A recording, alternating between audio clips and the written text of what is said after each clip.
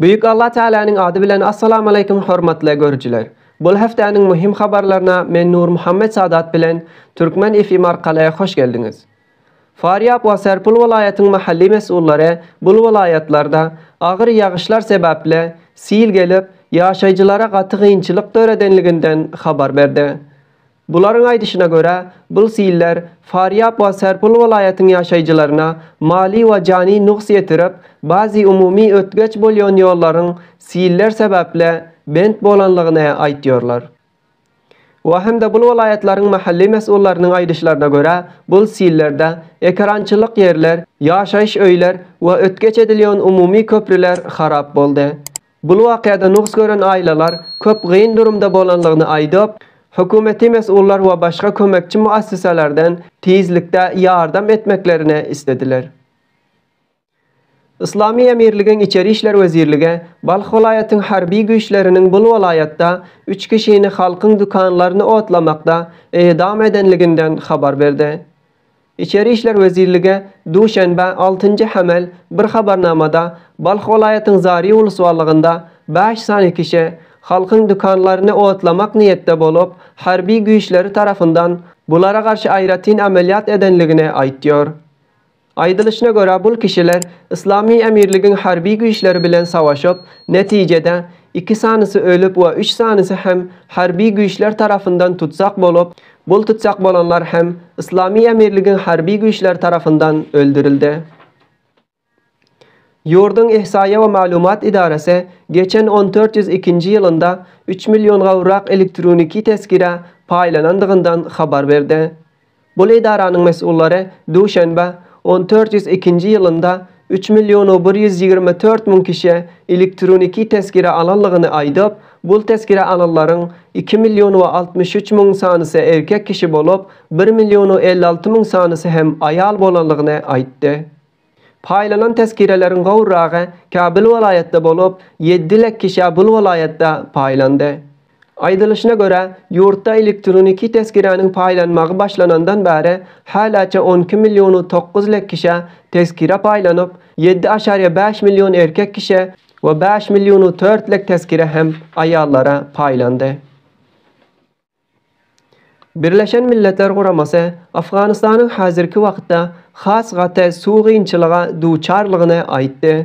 Bu gurama Març aýynyň 22-nji güne dünýä boýunça suw gününde Afganistanyň suw gynçylyga duçar bolup, ýurdun 79% nüfusunyň düzgün şekilde suwa el ýeterligi ýoklugyny aýtdy. Arjans habarnamasy bu suw gynçylyklaryň ykdysady, ijtimai we başga dürli gynçylyklara sebäp bolýarlygyny aýtýar. Geçen 2 ýyllyk gözçiliklere görä, bu hawa üýtgemekler huşksallyk we silleriň köpelmesine sebäp bolup, Afganistan halkyň 67% huşksallyk gynçylyklara we 16% hem sil gynçylyklara duçar boldy.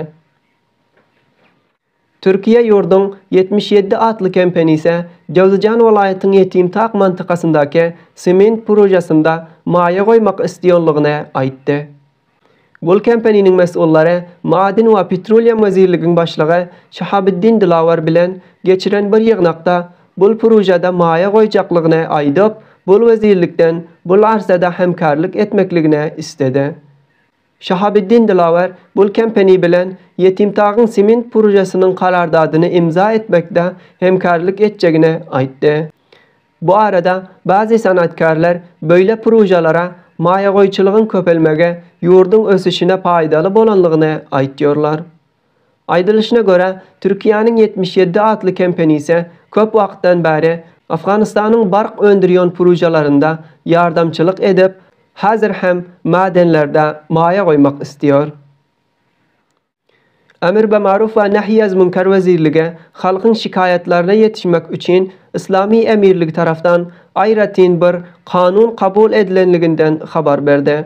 Bu wezirligiň muaýine Said Ali Siddiqullah'nyň aýdyşyna görä, bu kanun 2-23 maddada İslam Emirligiň rahberi tarafından kabul edildi. We hemde Said Ali Siddiqullah öten bir ýylyň dawamında 1700 şikayeta ýetişenligini aýdyp, bu şikayetleriň geçen ýyllara görä kemelelligini aýtýar. We hemde Emir bil maruf we nahy anil munkar wezirligi bul kanuna göre halkın azatlyk bilen şikayet edip bilmekleri üçin mümkinçilikleri döretjekligine aýtdy.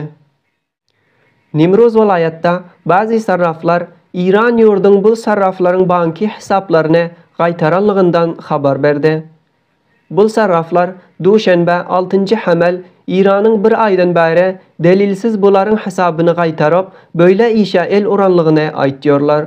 Wa hemde bularyň aýdyşlaryna göre bir aý gowrak banki hesaplary İran ýurdu tarapdan gaýtarylyp, halaça 300 milliard tümen gaýtarylan hesaplaryň içinde galyp we bu pullary alyp bilmeýänliklaryny aýtýarlar. Bu arada sarraflar döwleti mesullaryň bu meseleni göz öňüne almasyny istediler. Afganistanyň futsalçylar topary beýnenbileli ýarışlarda Astraliýa ýurduna garşy ýeňiş gazandy. Bu ýarış duşenbe gün Tayland ýurdunda bolup, ýarışyň awwalky bölümi Afganistanyň toparyndan Umid Qanbari, Seýid Mujtaba Huseyni, Ekber Kazimi we Mihran Gulamynyň Astraliýa toparyna garşy göl urmaklygy bilen tamamlanyp we ikinji bölümde Astraliýa topary ýarışyň sanyny barabarlady. Amma ahirki dakikada Afganistan toparynyň azasy Mehdi Nowruzi 5-nji göli urmaklyk bilen Astraliýa toparyna garşy ýeňiş gazandy. Aýdylyşyna göre Afganistan we Maliziýa ýurdunyň futsalçylar toparynyň arasynda geçirilen ýarışda 3-3 ýarışyň sany masawy bolandy. Aziz we hormatly görüjiler, bul haftanyň muhim habarlary şulardan ibaratdy. Geljekki hafta sizlere Allah ipage tapşyrýar.